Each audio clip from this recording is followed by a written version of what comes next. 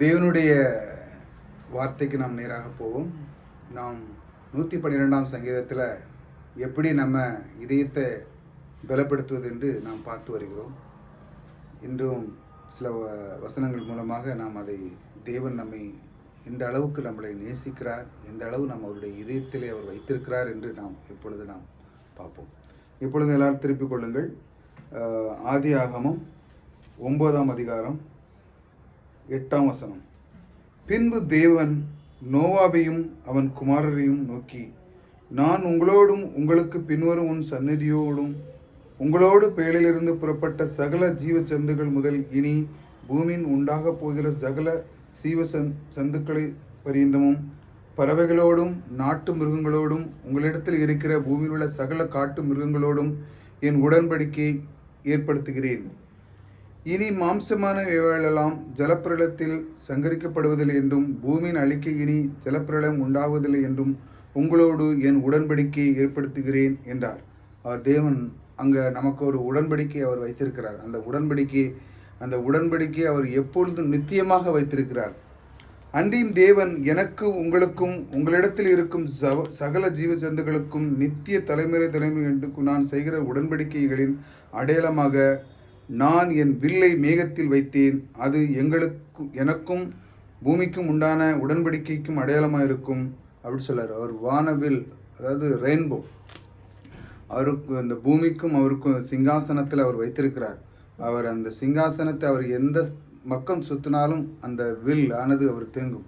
அதாவது ஜலப்பிரளயம் எப்படி நோவா காலத்தில் ஒன்றுமில்லாமல் அழிந்து போனதோ அதுபோல இல்லாமல் தேவன் இனிமேல் இந்த அழிவை அவர் உண்டு பண்ண மாட்டார் என்று அவர் அந்த நோவாவுக்கு உடன்படிக்கை பண்ணியிருக்கிறார். நான் பூமிக்கு மேலாய் மேகத்தை வருவிக்கும் போது அந்த வில் மேகத்தின் தோன்றும். அப்பொழுது எல்லா மாம்ச ஜீவன்களும் அழிக்க இனி ஜலப்பிரமானது பெருகாதபடிக்கு எனக்கும் உங்களுக்கு மாம்சமான சகல ஜீவ சந்துகளுக்கு உண்டான என் உடன்படிக்கை நினைவு கூறுவேன். அந்த வில் மேகத்தில் தோன்றும் போது தேவனுக்கு பூமியின் மேல் உள்ள சகல விதமான ஜீவன்களின் உண்டான நித்திய உடன்படிக்கை நான் நினைவுகூறும்படிக்கு அதை நோக்கி பார்ப்பேன். அதாவது அந்த நோவா காலத்தில் எப்படி அழிஞ்சு போச்சோ அது திரும்ப வராத அளவுக்கு அந்த வில்லை அவர் எப்பொழுது நினைவுகூறும்படி பார்க்கிறார். ஆனால் இப்படி அவர் அல்ல, எப்படி திடீர்னு ஏதாட்டு மறந்துடாங்க, நோவா காலத்தில் வந்த மாதிரி ஆண்டவரே திரும்ப வந்துடக்கூடாது, அப்படி இல்லை.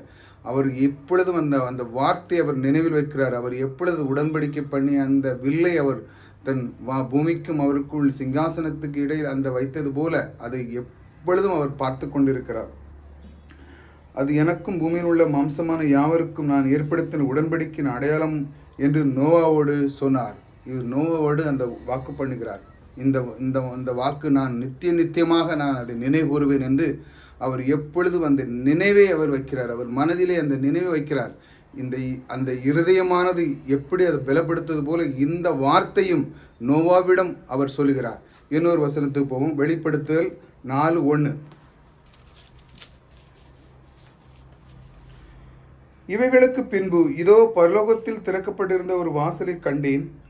முன்னே எக்காலத்திலும் போல என்றும் உன்னோடு பேச நான் கேட்டிருந்த சத்தமானது, இங்கே ஏறிவா இவைகளுக்கு பின் சமீபிக்க வேண்டியவைகளை உனக்கு காண்பிப்பேன் என்று விளம்பினது. உடனே ஆவிக்குள்ளானேன். அப்பொழுது இதோ வானத்தின் ஒரு சிங்காசனம் வைக்கப்பட்டிருந்தது. அந்த சிங்காசனத்தின் மேல் ஒருவர் வீற்றிருக்கிற பார்வைக்கு வச்சிரக்கல்லுமாய் மதுரமாய் இருக்கிறார் ஒப்பாயிருந்தார். அந்த சிங்காசனத்தை சுற்றி ஒரு வானவில் இருந்தது. அது பார்வைக்கு மகரதம் போல் தோன்றியது. அந்த இடத்துல தேவன் அந்த வானத்தை, அந்த சிங்காசனத்தை அதை வைத்து பார்க்கும் பொழுது அந்த இடமானது அந்த அளவுக்கு அது பிரகாசமாக இருந்து இந்த சிங்காசன சூழ இருக்கிறது போல அவர் அந்த சிங்காசனத்தில் எப்படி அந்த வானவில் ரெயின்போ வைத்திருக்கிறாரோ அதே போல அந்த வில்லை எப்பொழுதும் அவர் மறக்காமல் நமக்காக அவர் எப்பொழுதும் நம்மேல் அன்பை வைத்து நமக்கு அந்த அன்பை ஒரு நாளும் விட்டு விடாமல் அதை வைத்து நம்மளை பார்த்து கொண்டே இருக்கிறார். என்ன ஒரு வசனத்துக்கு போவோம். ஏசாயா 54:9.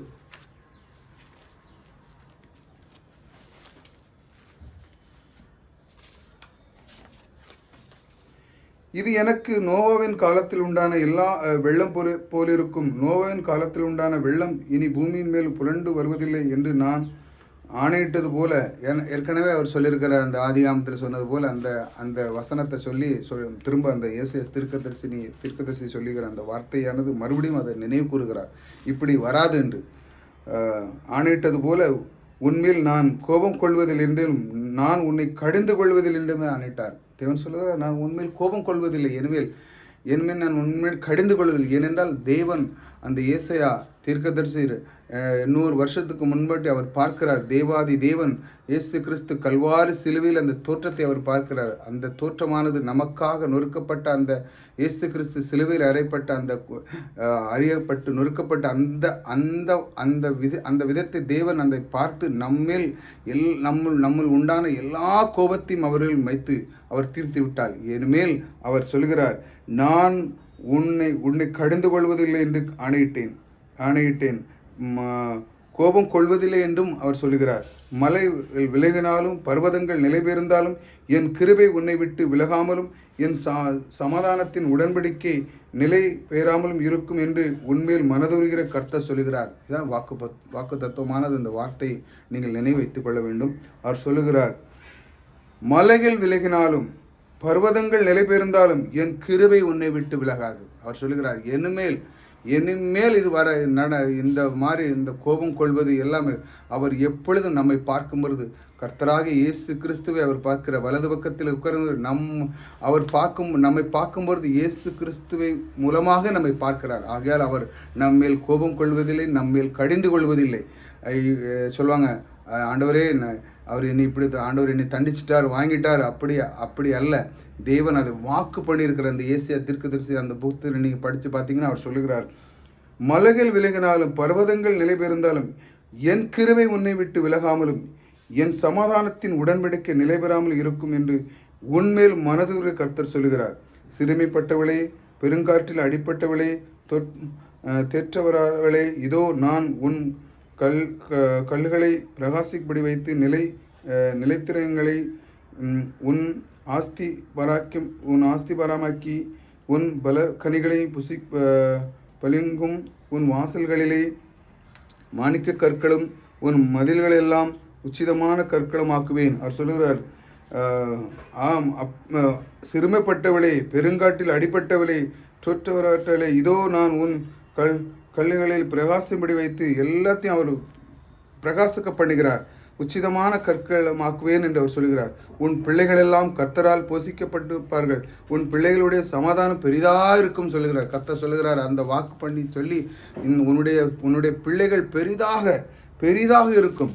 அவர் நம்ம நினைக்கிறோம் எப்படியோ இருக்காங்க, எப்படியோ வாழ்வாங்க. ஆனால் கர்த்தர் சொல்லுகிறார் அவருடைய வார்த்தையின் பிரகாரமாக பெரிதாக இருக்கும் என்று. நீதியினால் ஸ்திரப்பட்டு இருப்பாய், கொடுமையினால் தூரமாவாய், பயமில்லாது இருப்பாய், திகிலுக்கு தூரமாவாய். இதெல்லாம் எங்கே 112 அவன் துன்மார்க்கன் அழிவான் அப்படிலாம் இருக்கலாம். 112 சங்கீதத்தை சொல்லதை இங்கே அப்படியே கோட் பண்ணுறாரு.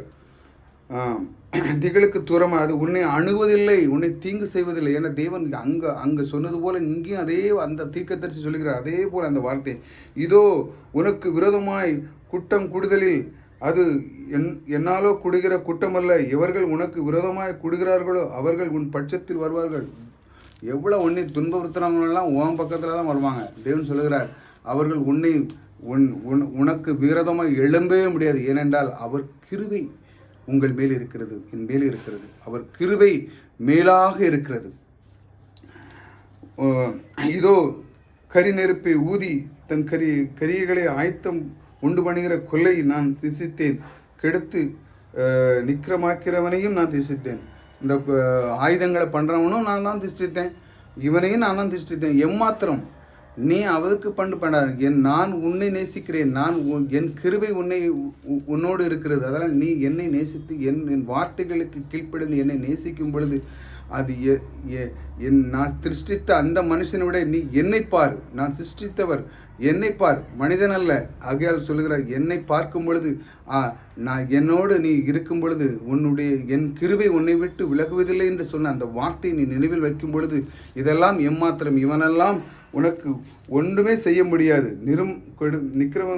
நான் சிசித்தேன். உனக்கு விரோதமாய் உருவாக்கப்படும் எந்த ஆயுதம் வாய்க்காத போகும். அவர் சொல்றார், உனக்கு எத்தனை பிரச்சனை வந்தாலும், எத்தனை கொடுமையான தீங்குகள் எது வந்தாலும் அவர் ஒவ்வொரு நிமிஷம் அவர் வாக்கு பண்ணுகிறார். எப்படி அந்த பரலோகத்தில் அந்த வில்லை வைத்திருக்கிறாரோ அந்த வில்லின் சுற்றி அவர் பார்க்கிறார். அவர் பார்க்குற அந்த அந்த அந்த வில், அந்த ரெயின்போவை சுற்றி பார்க்குற அந்த அந்த அந்த அந்த நினைவு, அவர் மனதில் வைத்த அந்த நினைவு, அவர் எல்லா கோபத்தையும் தன் குமாரன் மேல் வைத்ததனால் நம்மளை இப்பொழுது அவர் ஆசீர்வதிக்கிற அந்த அன்போடு அவர் பார்க்கிறார்.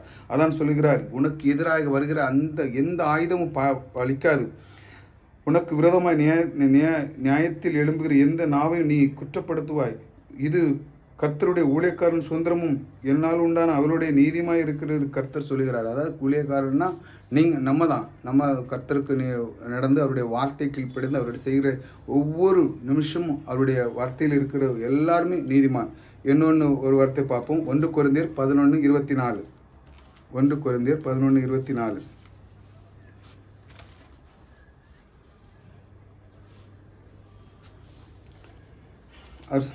ஸ்தோத்திரம் பண்ணி அதை பிட்டு நீங்கள் வாங்கி புசிங்கள், இது உங்களுக்காக பிக்கப்படுகிற என்னுடைய சரீரமாக இருக்கிறது, என்னை நினைவு கூறும்படி இதை செய்யுங்கள் என்றார். போஜனம் பண்ணிய பின்பு அவர் அந்தபடியே பாத்திரத்தை எடுத்து, அந்த பாத்திரம் என் இரத்தத்தினாலே ஆகிய புதிய உடன்படிக்கை இருக்கிறது, நீங்கள் இதை பானம் பண்ணும் போதெல்லாம் என்னை நினைவு கூறும்படி இதை செய்யுங்கள் என்றார்.